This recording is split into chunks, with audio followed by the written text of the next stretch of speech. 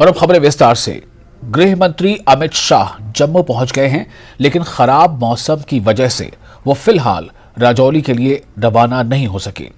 इस बीच गृह मंत्री अमित शाह राजभवन गए। उन्होंने राजौरी के डांगरी में आतंकी हमले के पीड़ित परिवारों से फोन पर बात की। ख्याल रहे कि अमित शाह राजौरी में आतंकी हमले के पीड़ित परिवारों से मुलाकात करने वाले थे, लेकिन खराब मौसम की वजह से वो नहीं जा सके। और इस वक्त जो खबर है, केंद्रीय गृह मंत्री अमित शाह सुरक्षा पर एक उच्च स्तरीय बैठक की अध्यक्षता कर रहे हैं। ये तस्वीरें भी उसी बैठक की हैं। गृह मंत्री अमित शाह 4 बजे प्रेस कॉन्फ्रेंस करने वाले हैं।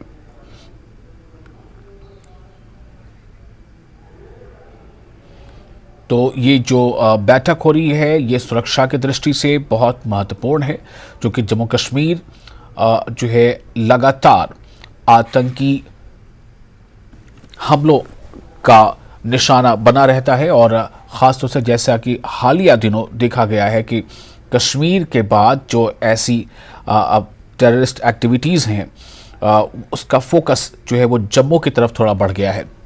तो ऐसे में जम्मू संभाग को लेकर ख़ासतौर से इस पर चर्चा हो सकती है।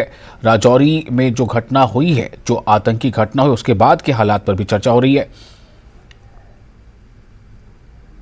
Union home minister Amit Shah को आज डांगरी राजौरी आना था, लेकिन मौसम की खराबी की वजह से वो यहाँ नहीं आ पाए। लेकिन उन्होंने टेलीफोन पे जो पीड़ित परिवार है उनसे बात की है, उनसे हम बात करते हैं। उन्होंने यही बोला कि ठीक है, आप अगर आपकी पीड़ा मैं समझता हूँ, मैं आऊँगा आपके पास। आज आप जरूर आता था, लेकिन बारिश की वजह से मैं नहीं आ पा रहा हूँ। मैं आऊँगा आपके पास और आपकी समस्या का हल करूँगा सभी।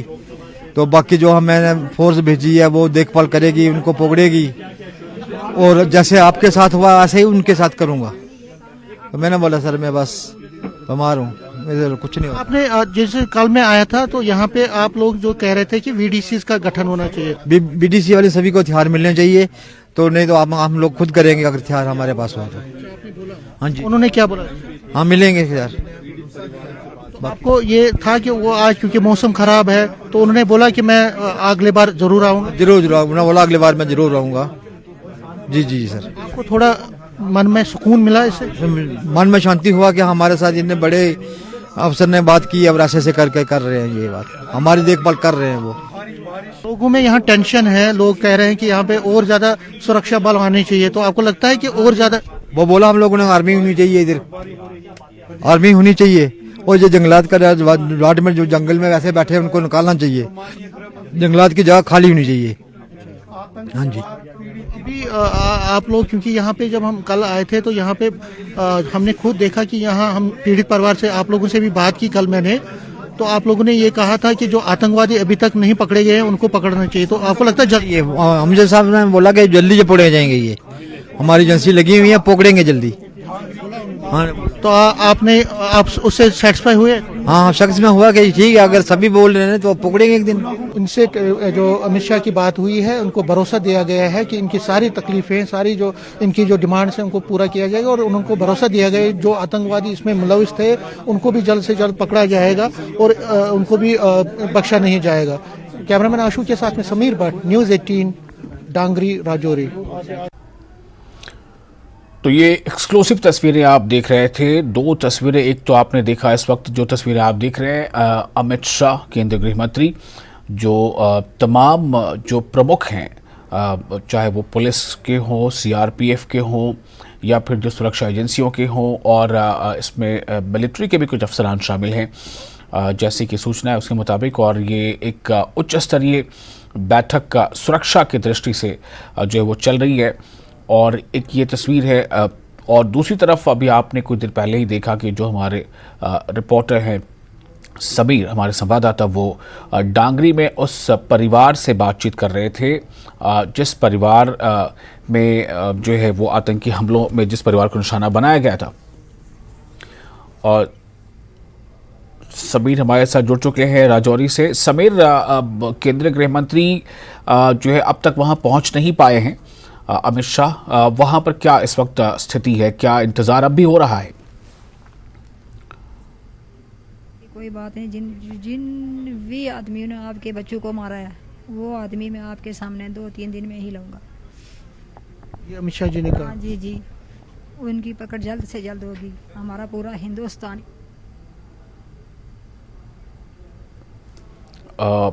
अभी आप देख रहे थे ये दो तस्वीरें, मैं बार बार बता रहा हूँ कि दो तस्वीरें हैं जो काफ़ी अहम है। एक तो जो जम्मू में राजभवन में जो मीटिंग चल रही है, कुछ स्तरीय बैठक हो रही है सुरक्षा के दृष्टिकोण से, जिसमें खुद केंद्रीय गृहमंत्री मौजूद है और जम्मू कश्मीर के उपराज्यपाल मनोज सिन्हा वो भी वहाँ मौजूद है।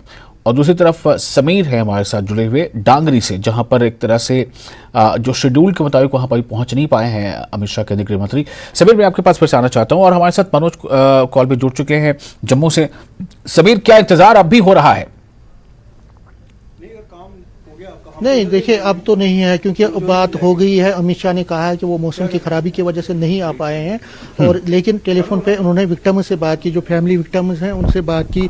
इसी तरह यहाँ पे एक सरोज बालाजी हैं जिन्होंने अपने 2 बच्चों को खोया है, इनसे बात की उन्होंने। सभी क्या बोला उन्होंने? बस ये जो मैंने आपको बताया ये बोला उन्होंने, कोई बात नहीं कि एक खराब मौसम के कारण मैं आपके घर में नहीं आ सका, और जब भी मैं श्रीनगर में आऊँगा तो मैं आपके घर में आपसे मिलने के लिए पक्का आऊँगा। क्या क्या? बस यही बता रहे थे कि जिन आपके बच्चों के साथ जिसने ये बेइंसाफी की है उसका इंसाफ आपको जल्दी से जल्दी दिलवाएंगे। तो आपने हथियारों की बात की? हथियारों बीडीसी हथियारों की बात किया। वो बोल रहे थे कि कोई बात नहीं, वो जो जंग बच्चे हैं उन सभी को हथियार भी मिलेंगे और लाइसेंस भी देंगे। उन्होंने जो आपसे बात की तो आप सेटिस्फाई हैं? आपको जी बिल्कुल हैं। कितना जरूरी है हथियार यहाँ पे? आप जरूरी है सर, अगर मेरे पास कुछ होता तो उस जालिम मेरे बच्चे को गोलियां मार के और टांगों से साथ मार रहा था, तो मेरे पास कुछ ना कुछ होता तो मैं भी कुछ करती। मेरे पास भी कुछ नहीं था, इसलिए हम सरकार के आगे से यही अर्ज करते हैं कि जितने भी हमारे गांव के जंग बच्चे हैं उन सभी को ये हथियार दिए जाए, उनको ट्रेनिंग भी दी जाए साथ में। अभी आप ये मान रही हैं कि जो उन्होंने दिया भरोसा, आप उस भरोसे को मतलब मानती हैं कि पूरा मानते हैं हम? हमें पूरा विश्वास है उन पे, पूरा भरोसा है कि जो बात उन्होंने हमारे साथ की है वो हमारी बात पूरी करेंगे और पूरी होगी भी। तो ये देख सकते हैं कि जो यहाँ पे विक्टिम्स हैं उनसे जो हमारी बात हुई है विशाल, वो कह रहे हैं कि वो सेटिस्फाई हैं। मैं और कुछ लोगों से बात करने की कोशिश करूंगा। आप बताएं, आपका नाम? मेरा विजय कुमार। तो सेटिस्फाई हैं जो होम मिनिस्टर ने? वो हम हैं, लेकिन जब तक कोई कार्रवाई ठोस ना हो जाए तब तक हमें तो कोई इधर के उनके घर वालों को कोई इतना अभी तक भरोसा नहीं हो रहा कोई। तो कोई ठोस कार्रवाई जब तक होने के बाद ही इनको थोड़ा दिल में तसल्ली होएगी इस बात की। हाँ जी, तो ये भरोसा चाहते हैं विशाल, ये भरोसा चाहते हैं। होम मिनिस्टर ने जो कहा है उसका भरोसा चाहते हैं, और कहते हैं कि ये चाहते हैं कि अब प्रैक्टिकल चीजें होनी चाहिए। बहुत सारी बातें हुई हैं, बहुत सारी चीजें हुई हैं, लेकिन अब ये भरोसा चाहते हैं। मैं सीधा ही एमपी जो यहाँ पे हैं उनसे भी बात करूंगा और उनसे जानूंगा कि क्या क्या बात हुई है, और ये है उनसे मैं बात करूँ। तो ये एमपी हैं इस वक्त जुगल किशोर, उनसे रविंद्र रैना है यहाँ पे। रविंद्र रैना से बात कर रहा हूँ। रविंद्र जी, आप लाइव पे हैं, क्या बोला उन्होंने और क्या कहा? माननीय गृह मंत्री अमित शाह साहब, जो कि आज जम्मू कश्मीर के अंदर राजौरी जिले के ढांगरी गांव में आने वाले थे। इस ढांगरी गांव में 1 जनवरी को आतंकी हमला हुआ और 2 जनवरी को इसी स्थान पर, ये मैं स्थान आपको दिखाता हूं, यहां आईईडी ब्लास्ट किया गया था। ये वो जगह है, यहीं पे आईईडी ब्लास्ट करके जिसमें 2 मासूम बच्चों की जान चली गई। आज माननीय गृह मंत्री जी यहां आने वाले थे और वो जम्मू पहुंच भी गए थे, लेकिन भारी बारिश और बर्फबारी के चलते उनके विमान की लैंडिंग यहां राजौरी में नहीं हो पाई। जिसके बाद उन्होंने परिवारजनों से टेलीफोन से बात की और कहा कि ये आपके परिवार का नुकसान है, ये मेरा भी नुकसान है। और अमित शाह साहब ने कहा है कि ढांगरी के गुनाहगारों को जमीन के पाताल से भी ढूंढ के निकाल कर उनको सजा दी जाएगी। जो गुनाह उन्होंने किया है वो नाकाबिले बर्दाश्त है। छोटे छोटे मासूम बच्चों का कत्ल, महिलाओं का, बच्चियों का कत्ल, ये कौन सी इंसानियत है? ये जो अमन के दुश्मन है, ये जो इंसानियत के दुश्मन है, इन्होंने जो पाप किया है इसकी भारी कीमत इनको चुकानी पड़ेगी। देखिए, वीडीसी जो गांव गांव के अंदर बनाई जा रही है, इस एरिया में भी मजबूत हो रही है ऑटोमेटिक वेपन्स जो है वीडीसीज में दिए जा रहे हैं। यहां तक कि इस क्षेत्र के अंदर जो महिलाएं हैं, नारी शक्ति भी, अब उन्होंने भी संकल्प लिया है कि वो भी अस्त्र शस्त्र की ट्रेनिंग लेकर प्रशिक्षण उनको भी सेना और पुलिस द्वारा दिया जाएगा। सब लोग मिलकर लड़ेंगे, आतंकवाद से लड़ेंगे।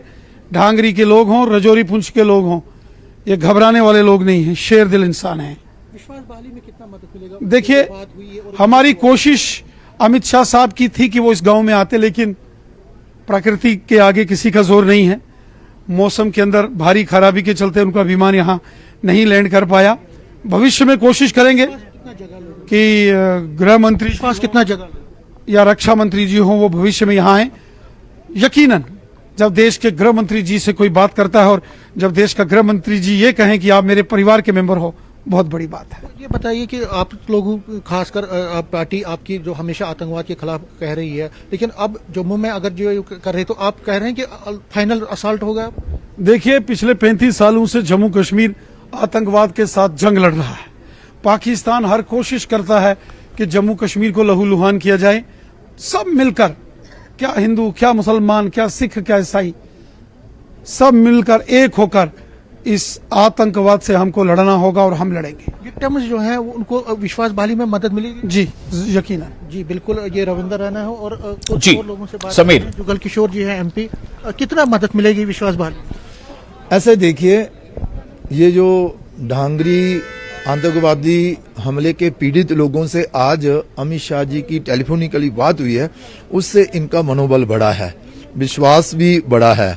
और जिस तरह से अमित शाह जी ने भरोसा दिलाया है कि बहुत जल्द आपको न्याय मिलेगा, आप अपने आप को अकेला मत समझें, हम सब आपके साथ खड़े हैं। जिन्होंने इस घटना को अंजाम दिया है बहुत जल्द पकड़े जाएंगे और मौत के घाट भी उतार दिए जाएंगे।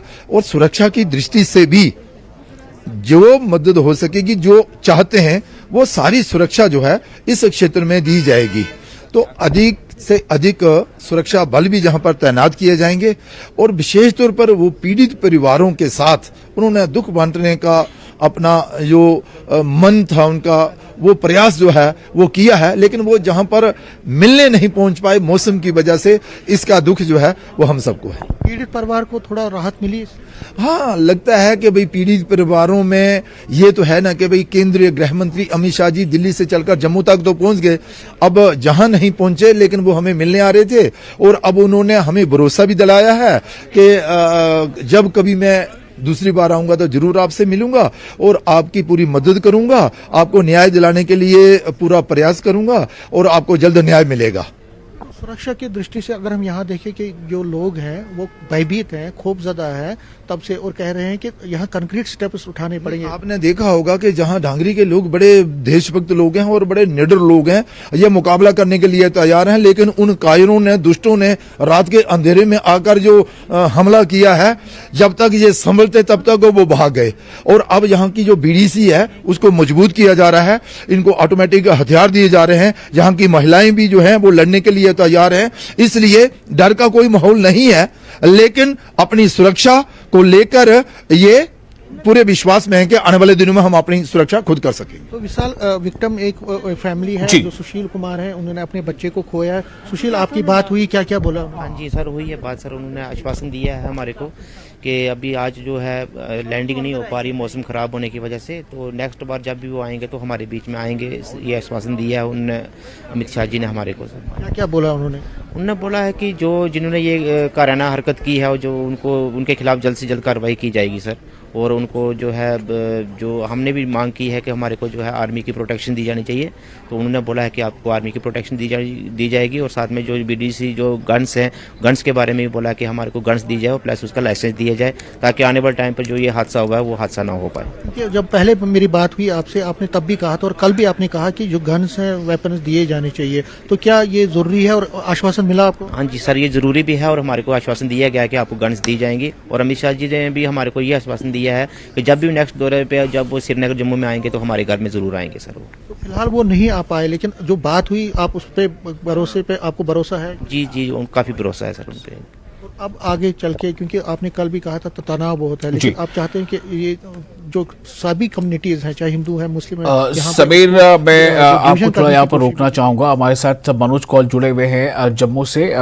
मनोज, मैं ये जानना चाह रहा था कि इस वक्त क्या खबरें मिल रही हैं, क्या जो उच्च स्तरीय एक बैठक चल रही थी अमित शाह की अध्यक्षता में सुरक्षा को लेकर, क्या वो बैठक पूरी हो चुकी है?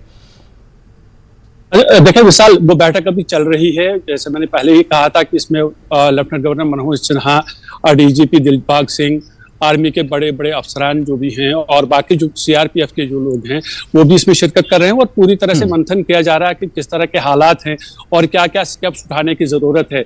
अमित शाह पूरा फीडबैक ले रहे हैं इन अफसरों से कि ग्राउंड पे क्या सिचुएशन है, वो क्या करने की जरूरत है। तो वो पूरा जो सिक्योरिटी सिनेरियो है उस पर डिस्कशन हो रहा है और अभी 4 बजे जो है अमित शाह की प्रेस कॉन्फ्रेंस भी होने वाली है।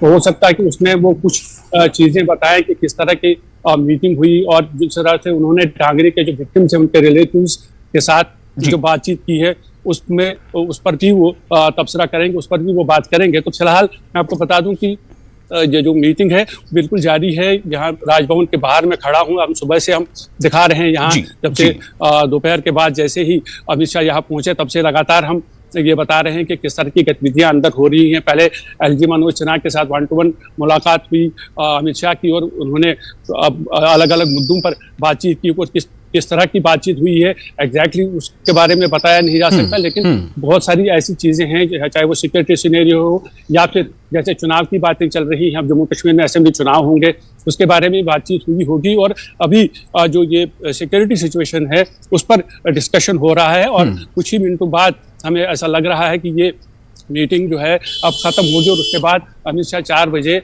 मीडिया के नुमाइंदों से बातचीत करेंगे और उस पर हमारी सबकी नज़र होगी और हम जैसे ही वो प्रेस कॉन्फ्रेंस शुरू होती है हम अपने दर्शकों को बताएंगे कि क्या क्या खास उन्होंने इसमें बोला है और किस तरह का जो आज पूरा दिन उनकी जो मीटिंग्स रही हैं। हालांकि उनका जो डांगरी का जो प्रोग्राम था वो वहाँ नहीं जा पाए, फिर उन्होंने टेलीफोनिकली उन लोगों से बातचीत की और अभी जो जैसे मैंने बताया कि 4 बजे अमित शाह प्रेस कॉन्फ्रेंस करेंगे और जब हमें बताया गया है कि उसके बाद वो वापस नई दिल्ली चले जाएंगे। जी मनोज, एक सवाल मैं फिर से वही कहना चाहूँगा कि क्या ऐसी कोई सूचना है कि पीएम पैकेज कर्मचारियों का जो अपना एक प्रोटेस्ट चल रहा था, क्या उनका कोई डेलीगेशन भी मिल सकता है या फिर क्या उनके बारे में भी कोई बातचीत ऐसी हो चुकी है? उन्होंने काफ़ी उम्मीद लगा रहे थे कि शायद हो सकता है कि इस दौरे में उनके इस मुतालबे पर कुछ गौर हो।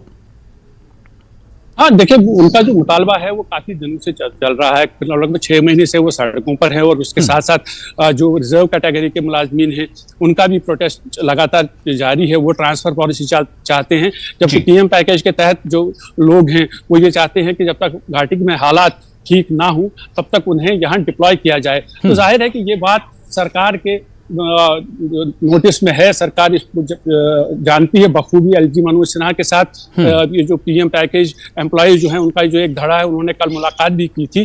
तो ये जाहिर है कि जब इस तरह के हालात हों, ये लगभग 6000 मुलाजिम हैं जो पीएम पैकेज के तहत काम करते हैं कश्मीर घाटी के अंदर, जबकि 3000 के करीब वो मुलाजमीन हैं जो रिजर्व कैटेगरीज के हैं और उनका डेफिनेटली एलजी मनोज सिन्हा और अमित शाह के बीच में बातचीत हुई होगी कि किस तरह ये जो समस्या है उसका समाधान निकाला जाए।